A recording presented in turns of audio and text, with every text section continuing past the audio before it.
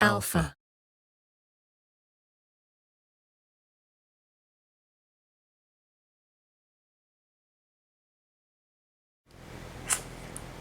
Hello, good afternoon everyone, ladies and gentlemen. This is Kenneth Lee from SONY Store Facebook Live again.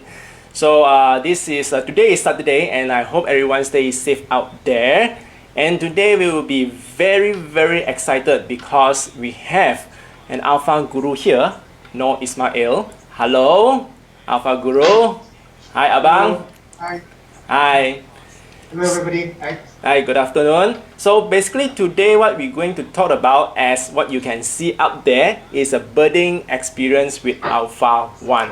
So why we have this kind of topic is because during this pandemic situation, yes, we understand everyone cannot go out and shoot, but for this show, we also wanted to actually gain some knowledge, and from here you actually can see how good is the Alpha 1 can perform with the lens of 200-600G.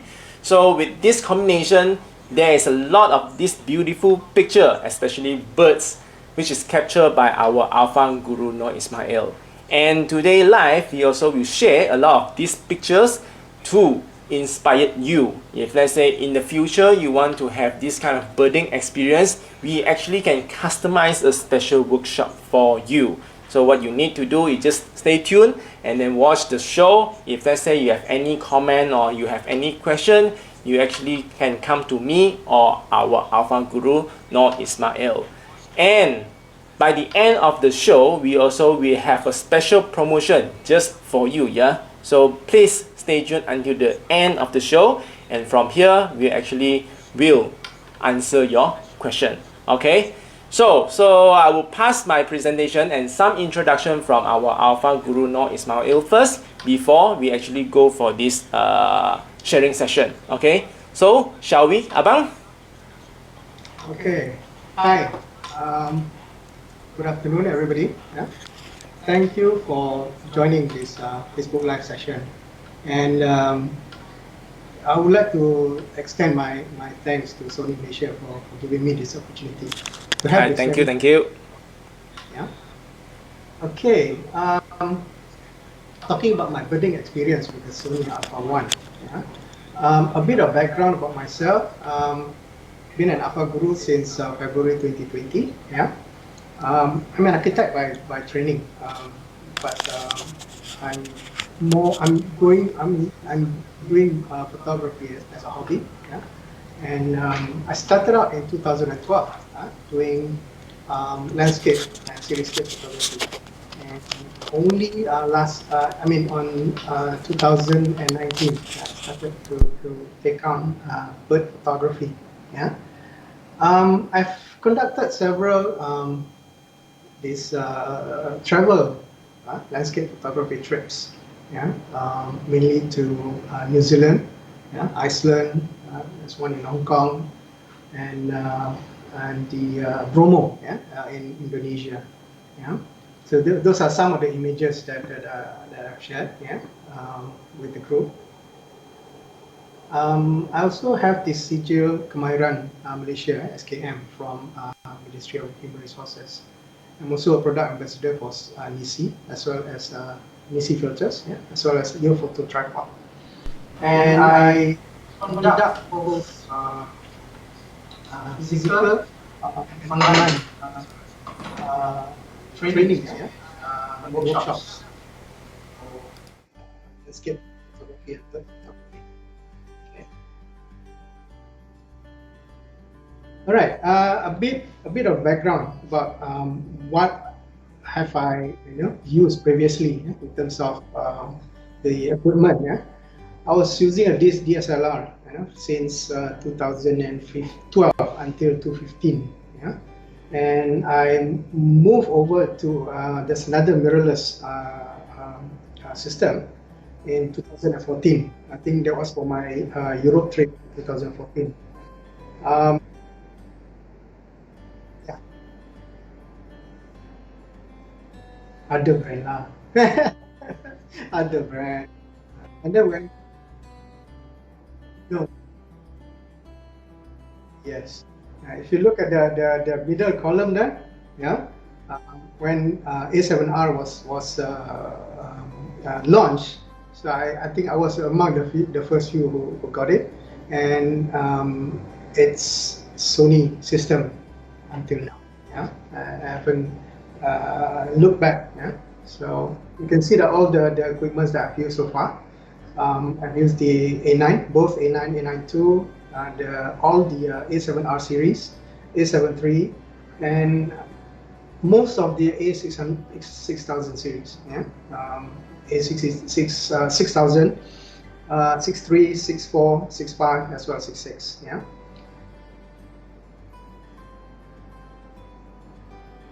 At that time, previously. So now I'm 100% on full frame. Yeah. My current gear, as listed on the last column there. I love the A1. I have the 200, 600, which I have here, yeah, with me. 1635 GM. I still have that. You know, I keep that lens. I got it when I first launched last time. I got a 1224. Yes, one system. I'll share later on why. Yeah, why I choose Sony. Yeah, of course I have this RX10 Mark IV, which is a good backup camera. You know, for my needs. Reason why I jump on the A1 bandwagon is the improved AF performance. I can see the improvement. Yeah? I've used A9, I've used A9 II, I've used A7R4, and this is simply super. It's just, you know, a lot better than the previous models. Resolution, of course, you know, 50 megapixel resolution. I can really crop aggressively, you know, and to you know, to get the images that I want. Yeah, I shoot at 50 megapixel and I crop it up to whatever area that I want. And then the fast 30 frames per second. Yeah, I don't use all the time, but whenever there's a bird in flight or there's a moment that I want to capture, yes, I will use the 30 frames per second. Another thing that I like the most is the bird eye AF. You know, previously all the other models do not have the bird eye AF. Yeah. So yeah, that's a welcome change. And then the revised menu system, I think it's more organized now. I think there's a lot more items that's been put on the menus, and in terms of finding the menus, it's a matter of getting used to. Yeah, I think.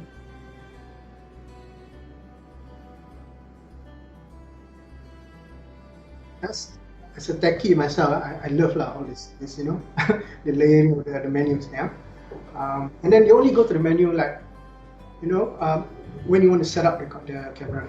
Once you have already set it up, you customize all the button. You don't need to go to the menu anymore. Yeah.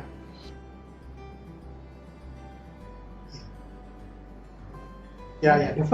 The first few weeks using memang it's a bit it's not just a cultural shock, but yeah, it's something totally new. Yeah, from the previous menus. But the logic of the menu is about the same. Yeah.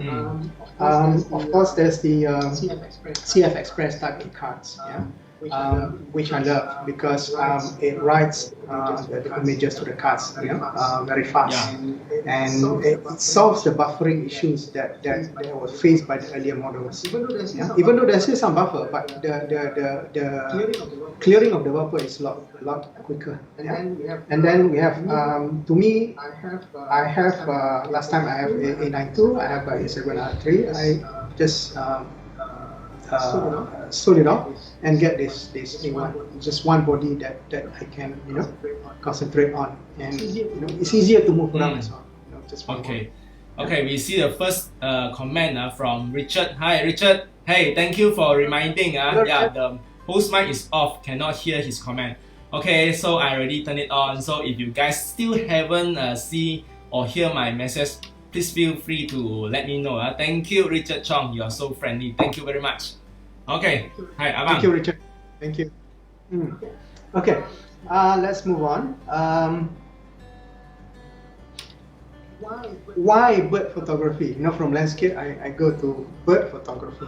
To me, it's like I want to try out something new. After from 2012 until 2019, I want to try something new, something else. I tried macro, it doesn't work for me. I'm not a portrait guy.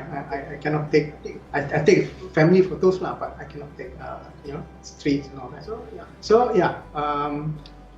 July 2019, I went for this session organized by Sony in Fraser's Hill, and from then onwards, I was hooked. Yeah. I would say it's something different from other genre lah. Like most of the people that take a straight, the most easiest, not to say easiest, the most affordable, and then easier to take off. But bird is actually something that is really different from the others, I would say. Yes. Yes. Yeah, of course, you need the equipment, the lens, and all that. Yeah. With COVID-19, there goes my travel photography, my landscape photography. So now, I'm concentrating on bird. Yeah. Again, I love birding because of that sense of relaxation that I got, or the satisfaction that I got from birding. Yeah. Going into the forest, it's part of the so-called forest therapy, which is very therapeutic. Better air quality. Yeah. And then, furthermore, it's a challenge. Not all the time you go into the forest, you get what you want. Yeah. Of course, there are other birds which you can shoot, but the target birds normally, quite hard to get. And because of that, you learn to appreciate what has been created by God lah, was that right? This nature. Once you manage to capture, it's like 1 week you smile lah. If you can get a very rare bird. Yeah. These are the beautiful creatures that God has created. Yeah, so I think it's nice to share with everybody. Yeah. Okay, some of the birding outings that I went to. Yeah. Among the favorite place, Fraser's Hill. Yeah. Lanchang is a good one, but now I think the place has already been damaged. I mean, development. Ulu Klang has a good spot. Johor there's this Sungai Dangga as well as Monkey Forest. Yeah. So, and then Bukit Tinggi a little bit because of the cool weather, the cool weather, like Fraser's Hill. Then there's also Bukit Tampin, and just some of the examples that I show on the screen with some of my birding friends. So, which one is your favorite spot? Favorite spot, of course, it will be Fraser's Hill. Fraser's Hill lah. That will be the first place I go once the MCO is lifted. Yeah, so I think guys, so if let's say you want to learn birding, so like what our Alpha Guru said, Fraser Hill will be the best choice. Can I say best choice? Yes. Yeah, so you can go to Fraser Hills. Alright? Alright. Now, some tips about birding. Maybe I just for those beginners. Yeah. Research your location. When I say research your location, either you ask people who has been there before. Yeah. Because you cannot get the location from the internet, so you have to research, ask people, or if possible, ask that person who has gone there to come along with you. Yeah. To these locations. Check the weather. Weather is very important. Yeah, you don't want to like travel how many hours and then plagued by the rain. Yeah. Yep. Attire. Yeah, when you go to the forest, especially most of us wear camouflage shirts. Yeah, and trousers, the trekking boots. Sometimes you may need the so-called leech socks. Yeah, to prevent leech getting infested by leech. In terms of you want to blend yourself with the surrounding. You don't want to be, wearing a red T-shirt going birding, so I think everybody can see you. Birds can see you. And then make sure your equipments are, make sure your batteries are charged. The normal things, yeah. And then bring your this remote release, shutter release is very useful because you use this to prevent camera shake, especially when using this telephoto lenses. You need this. There's also one more thing. You need to go out early. Whenever you go in the morning, go early. Be there before the light even comes out. Like what people say early bird gets the worm. Literally, because normally the lighting in the morning is a bit softer than in the afternoon. The afternoon you got harsh shadows, got very dark and highlights. So it's a bit difficult later on in post processing to correct those images. Okay, in terms of the subject, you need to understand the subject. If the subject is very jittery or very jinak kind of thing, where you can get those, so you have to understand the kind of the birds that you're photographing. Frame your shots, timing of it. Normally we want some green background on the birds, which gives it a bit more separation rather than shooting at the bright sky. Okay, and then last but not least, practice good birding ethics as well as etiquette. This is actually don't litter the place, don't make noise. When you are birding in a group, everybody should be in one line. You don't go in front when people at the back can see you. Those kind of things. So not only the pollution, even ourselves also need to take care in the sense that don't block people's way, be polite, that kind of thing. And then for the seasoned birders, it's a courtesy when there's a beginner. You help them out to with the photography. So I think it's going to be a really good session like that. Okay. Understand. Just share with you some of the images. That is the first picture sharing. Okay. This was taken in Sungai Chongkat. One of the again favorite spot for birding in near Klang Valley.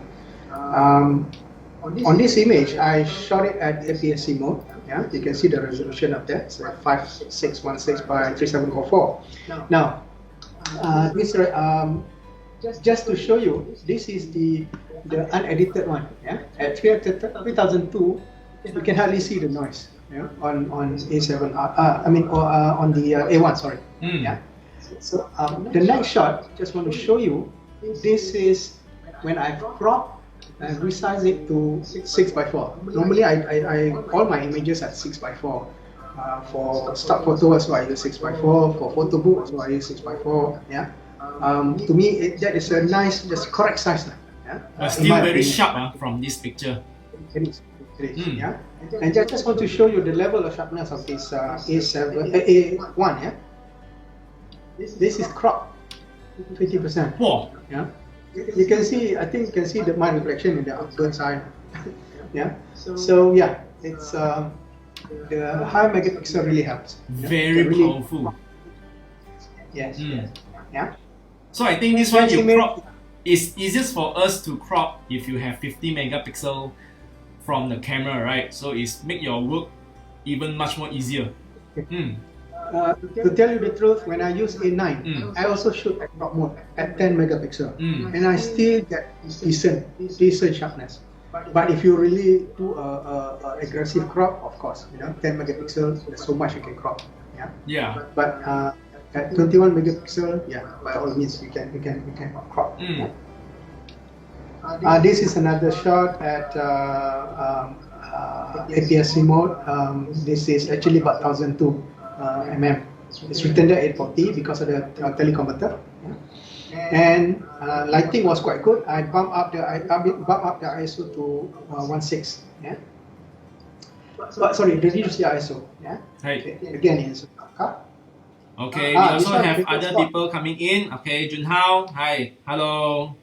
So long time no see. We have a comment. Hello. Hi, Junhao. Right. Yep. this is I think this happened in March. I think March, February. Yeah, and yeah, I think I can safely say like most of the birders in Klang Valley went to this spot. This is in Taman Rimba Kiara. There's a nesting lineated barbet. Yeah. So this one, okay, I shoot this one. This is a raw image that I brought in. You can see again the noise at 3002 is it's not a problem. It's really not a problem for A1. Yeah. Again, I cropped to 6:4. And this is my favorite size. Wow. I crop it at 6:4. You can see the amount of details. Yeah. Even the bouquet also very nice. Oh yeah, yeah, because of the separation. Yeah, because the location between the subject and the background is really far, so you get that bokeh. Yeah. Of course, if you get the 600 f4, that bokeh is much better. Yes. This is a close up of it. Yeah. It's really sharp. Now we can see what's inside the mouth. Even after we crop, we still can see. Okay, this is at crop further 50%. Yep, nice. Another shot, yeah, at the parent lineated barbet bringing in mantis to the nest. This one also at Taman Rimba Kiara. I just want to show you quickly. This is the cropping capability of this A1. Yeah, again, this was shot at APS-C.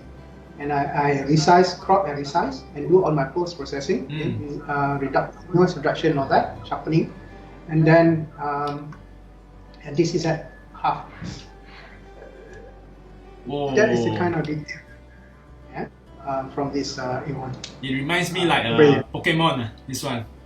Very nice. Yeah, it's Crimson Wing woodpecker. Again, same place as the lineated barbet Taman Rimba Kiara. I think. The next three to the other nest. Okay, yeah, so also have some comment coming in. Hey, Ajan, hey, nice to meet you. Thank you for dropping by here. Yeah. Okay, hello, Titus David Lim. Hello, long time no see. Hi. Another Pokemon. Okay, yeah, another Pokemon. I just, if you look at the colors, there's another thing. The colors of the Alpha system is just so great, so accurate. Yeah. Okay. Sorry. Yeah, this one is the famous Eurasian hoopoe. This was taken in Taiping. I was part of the research team that documented the nesting of the hoopoe in Taiping. Yeah. Yeah, this was taken at 600 mm morning. The shutter speed, I managed to bring it down to 1/800, and then the ISO still, for birding, most cases, when there's low light, I would start out the ISO at 3200. But looking at the ISO, 3002 is considered high. So for your limit, from your experience, what is the maximum ISO the A1 can handle from your experience? I've done. I think I don't know whether I have an example here, but yeah, I can always share later on the Facebook. I would go normally back and forth between 3002 to 6004. Yeah, again, still I can really recover the details. Yeah. 12,000 still okay. 12,008. There's a 12,008. Wow, powerful with high megapixels some more. Yes. Yeah. It's actually not to say opposite, but it's a lot of improvement from A7R4. A7R4. 1006, you already cry with the noise that is generated by the camera. Yeah. Okay. Yeah. Some of the shots. This was taken. This is crop. Yeah. It has a centipede in the before flight. This bird will perch at this branch before going to the nest. So we waited at the branch. I think it does that a couple of times. Is this bird only available in Malaysia or actually other country also? No. This is actually migratory bird. Oh. Okay. It will come from Middle East or up north, yeah. And normally it will come here around October to about March. But this time around was special because the Hoppo decided to nest in Taipei. So this is the first time and recorded also in Taipei that the Hoppo breed that. So I would say this is more to seasonal kind of bird. It's a winter migrant. Okay. So yeah, so winter time it will come to Malaysia because it's cold up there, so it will come to Malaysia. I think now it has applied for permanent resident. I think in Taipei. Okay. Understood. Yeah. Okay. Next. The beauty of A1. That's the beauty of it. Whenever there's a bird flight, I'll crank up to 20 frames per second or even 30 frames per second. Yeah. But like this bird, 20 is good enough because it's not a fast bird, so to speak. But I still, some of the instances where I still shoot it at 30 frames per second. Yeah, you can still get quite a fair bit of details. And one thing about the dynamic range, the light is at the back. There's a lot of shadow on the side of the bird. Yeah, so I managed to recover in post. I just playing around with. It's not 5 birds, but it's actually the 30 frames per second. There's a lot more frames actually. So I just picked the clear ones just to show you, the kind of progression that you get, at 30 frames per second. So there's a lot of. You're not going to miss any moment. Yeah. This can be done with 30 frames per second, I would say. 20 also can, but 20, of course, they're the space out scale. But this 30 frames per second, you can get quite a fair bit of progression shots. Yeah, very unique shot. But this one is superimposed. Yang mana I tadi superimposed. This one, I love this. This is one of my favorite shot. The male, the father, Rodin Sounds. I think it's about to be fed to the chick. This is the third chick before it fledged. Yeah, it fledged. I forgot the date already. But I was there during that monitoring session. Yeah. And you can see the sharpness of it. 1/6000. Like I said, it's not a fast bird. So 1/2000, 1/1200 is still considered good. And I'm using the teleconverter here. ISO, my ISO is 3002. You can see the kind of detail, and there's no noise anymore. Yeah. My next shot is actually I show you the croppability of this A1. This is shot at full resolution. Yeah, A1. And then because the 200-600, it's not really a fast lens as compared to the prime. So normally I would shoot one under. Yeah, I shoot one under, and then I would recover back the shadow. Recover the shadow, recover everything from the shot. Yeah, you can see here. The next slide will show you that I've cropped the thing close with. This is after post processing. Wow. You can see that it's, and you want to see even more, crop even more. Okay. So wow, impressive. In terms of my needs, for my printing, for my photo book, for websites, this is good enough. Yeah? I think we can really crack out any. Yeah? Even for like printing also can? Yes. Oh, okay. Printing, I've done one book on birds. Birds of my collection, first year of birding. So I'm quite happy with the prints. Yeah. Impressive, this one. Yeah. This is one of the last shots before the chick fledged. Yeah. So I think this was 11 o'clock, 11:20. The chick fledged on that day. Okay. Enough of Hoppos. This was at Bukit Kiara. Yeah. There's a nesting. This common flameback woodpecker. Yeah, you can see. Not too bad. The bokeh at the back because of the separation. Yeah, and I can get a lot of details. Yeah, from this. ISO at 2000 because the lighting condition is not too bad. Yeah. All this is shoot Okay. in the morning, right? Yeah, morning. Yeah. So it's shot in the morning. There's some afternoon ones which I can show later This on. is very colorful. Yeah, this is the blue wing pita in Tamanta. Again, migratory bird. It comes here during winter. Yeah. Lamanta, this one is in KL, right? If I'm not mistaken. Sinampang. Oh, Ampang. Yeah, it's in Wow, very colorful. So yeah, I think this location also, I think most of the birders in ground really went and take a shot of this bird. Yeah, and this was shot at 3200 ISO. Okay. I don't use the helicopter because the bird was quite near. Anytime can shoot, or there is a specific timing? Oh, I went there early in the morning.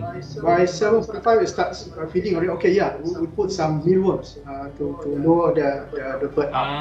And maybe use some collar, yeah, that we download from the internet. So we call and then we put some mealworms there, and then we waited for about 20-25 feet away. So just wait for the bird to come. Yeah. Okay. Very nice. Okay, this very one, colorful. Yeah. This is the grey and buff woodpecker, my favorite. Yeah. Woodpecker. This was at Sungai Chongkak, and again, I was on the TC. I have F9 and ISO 3002. I think that's the probably before this is probably unheard of. Yeah, I can still churn out the images, with a fair bit of detail, yeah, and noise reduction in post. Yeah, another shot of it. Yeah, this one lighting is slightly better, so I had the ISO at 1006. Well, this one, the background is very nice. Yeah. Because it's the background is very nice. The separation is very good, and then the bird also very very focused in focus. Post. Yeah, the white color is actually where the holes in the foliage. Sky. So those are the holes. No? Okay, this was taken in the afternoon. You can see there's no shadow, nothing. So yeah, quite tough to correct, but yeah, managed to correct it. Again, this I had the pleasure of using the 400 GM at 2.8. So yeah, again, this was the same place in Bukit Kiara. Yeah, I've got this bird and flight shot. The male taking out a fecal sac from the nest. Yeah. What is that? What is he holding? Fecal sac. It's actually the feces. It's the bird will have this like a membrane kind of thing. So all the droppings are inside there. Ileo, is it Ileo saliva? No. No. The poop. Tai. Oh, okay. Yeah? Okay, this one was at the session with Sony, organized by Sony, Taman Tasik Permaisuri. This was the first time I get to use the A1, and you can see the result. It's just superb. Yeah. Oh, this is the place you get the racun. Yeah. Yeah. And some of the shots, I think this is also not a fast bird, but I crank up the speed. Yeah. Okay, Abang, hold on. We have a question from Kenneth Lee. Yeah.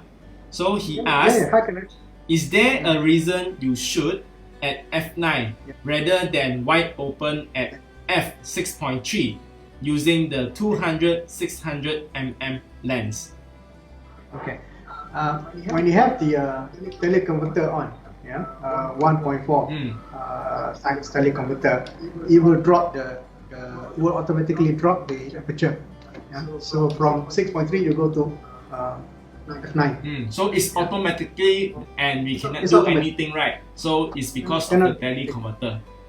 unless I use the 600 f4, I use this 600 f4. I use the 1.4. Of course, I can get f5.6. Yeah. And so yeah, it's the trade-off lah. You don't have the fast lens. You don't have the prime. So we have to trade off using this. Yeah. Okay. And okay. the camera is capable to compensate whatever the shortfall. Yeah. Hi. Okay. So Kenneth Lee, so hopefully we answered your question. But if you have any inquiries, always can let us know. So Alpha Guru Nur Ismail is here.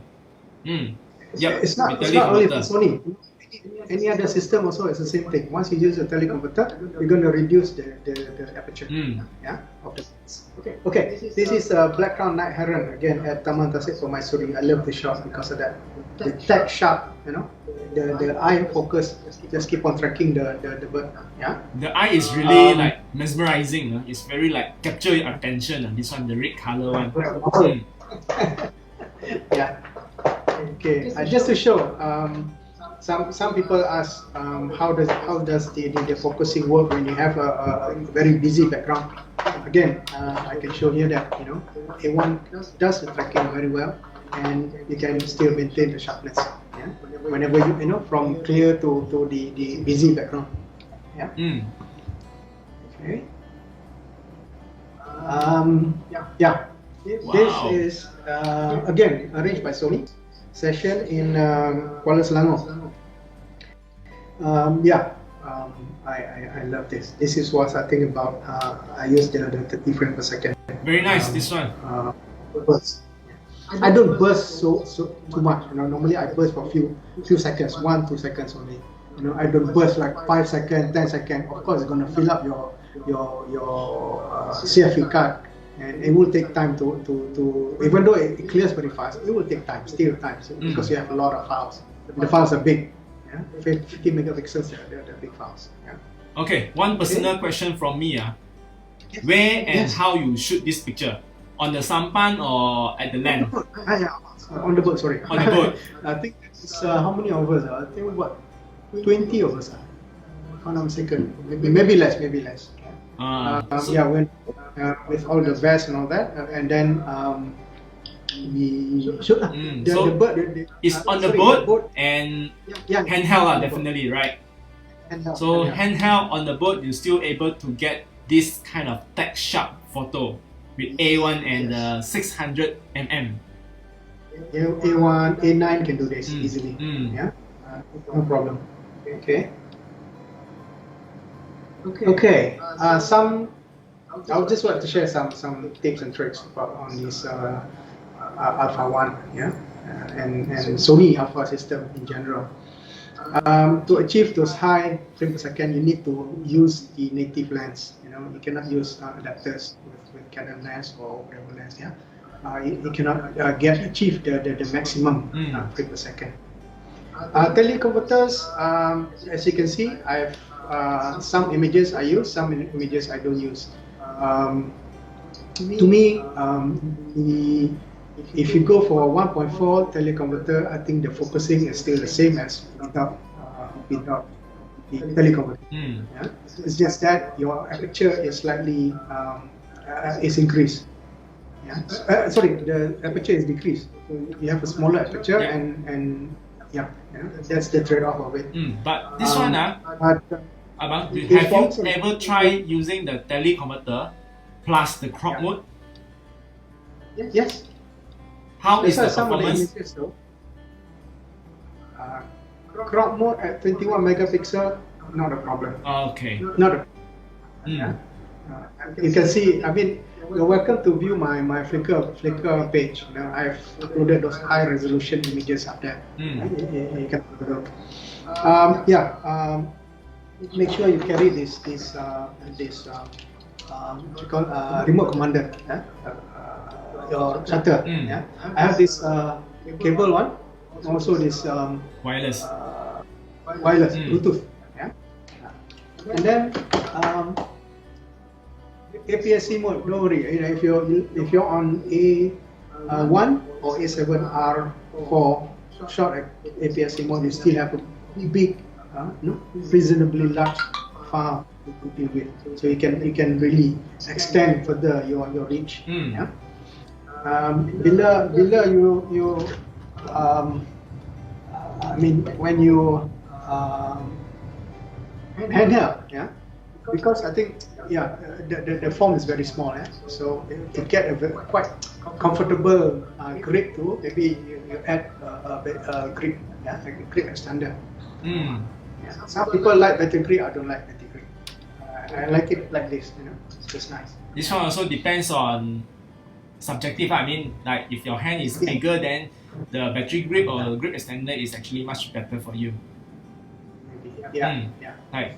Okay. Another one is custom hold button. I think not many Sony users set this thing up on the camera.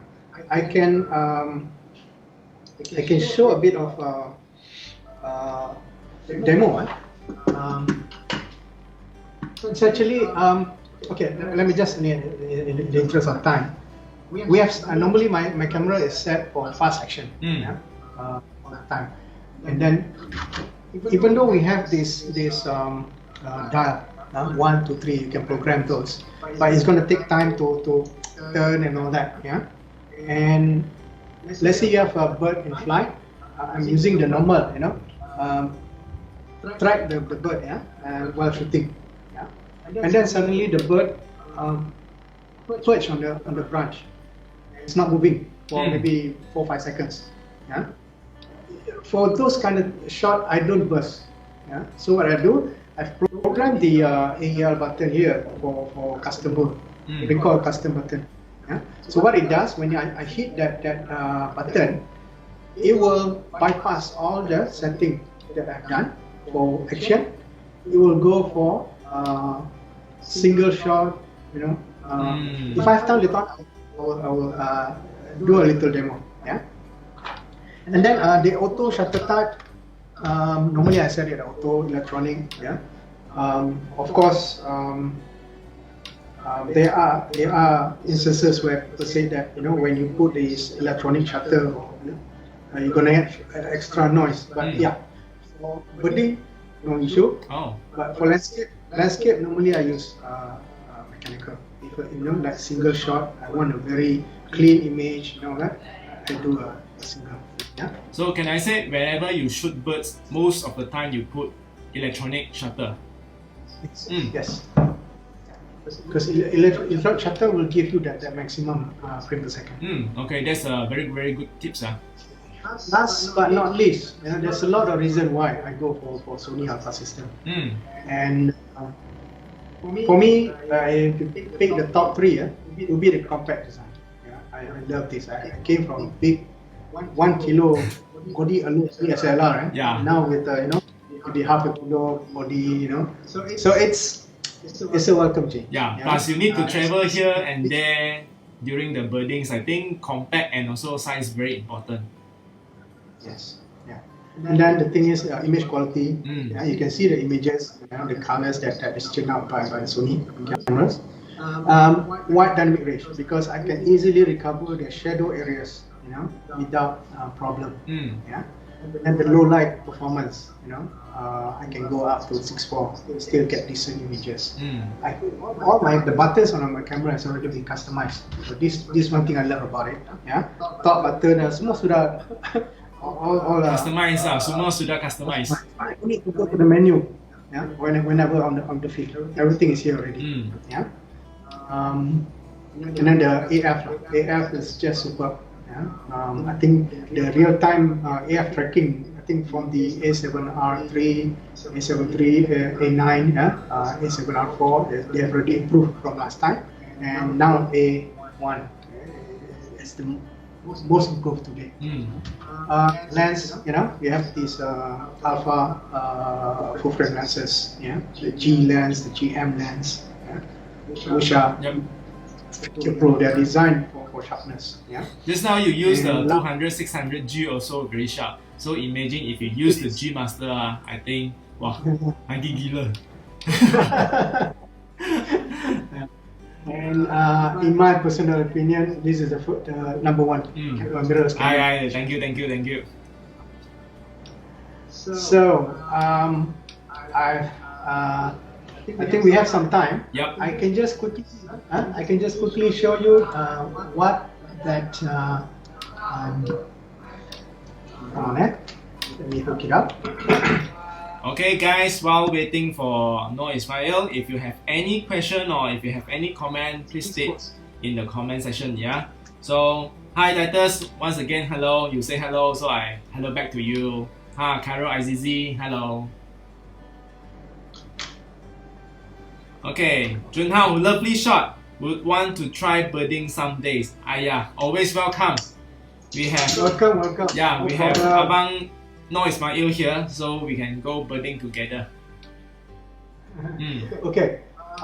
Yeah, I just show quickly. I've already programmed the AL button. Yeah, and I'm a back button focus guy. So the next AF on, I've already programmed for that. Okay. So when I get the focus lock, I just lift my finger, and then I can just snap. And this is Oh. yeah, this is the burst. And bila the bird comes and perch, you don't want to burst because you'll be wasting your what you do.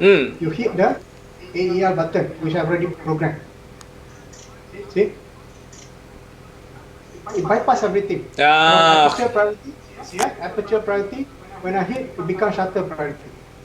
From height, it becomes single. So it's like override the whole camera system. It's like bringing two bodies.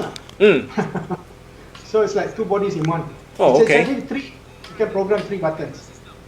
Yeah. But I only use one. Yeah, only use one because for my needs. So like this one, it drops the shutter speed. The ISO will drop. Yeah. If I relieve, it will be auto ISO. Or 3002. So this is with one button. You can really benefit, yeah, from this. So okay, I think that's the sharing part. Okay, let me go back to the slide. Okay. Okay, so I think not much question or comment from our friends over here, but they're still here just watching us. But while waiting for any question, so I would like to do one of the announcement, the most excited part. If you wanted or if you have interest, so we actually have some promotion for you. And right now, after we announce the promotion, it's time for us to say see you next time. So because yes, Nur Ismail, Abang Nur Ismail here, also having another session after this. But hopefully after the MCO period or FMCO, hopefully we able to get back to the track and organize more workshop for all of you. Okay, Yep. Even myself also very boring, stay at home already. Hopefully next time can follow Abang Ismail to other place to shoot birds. Now also I birding, I do hard disk birding. Or even do home birding, we call home birding. See your house environment got any birds or not. Okay so if there is no more questions, so thank you guys for watching. So I will announce the promotion. And let's go for this promotion, So see you next time. Okay, bye-bye. Bye everybody, thank you for joining. Thank you. See you all next time. Okay, see you. Take care, Abang. Bye. Okay, bye. Thank you.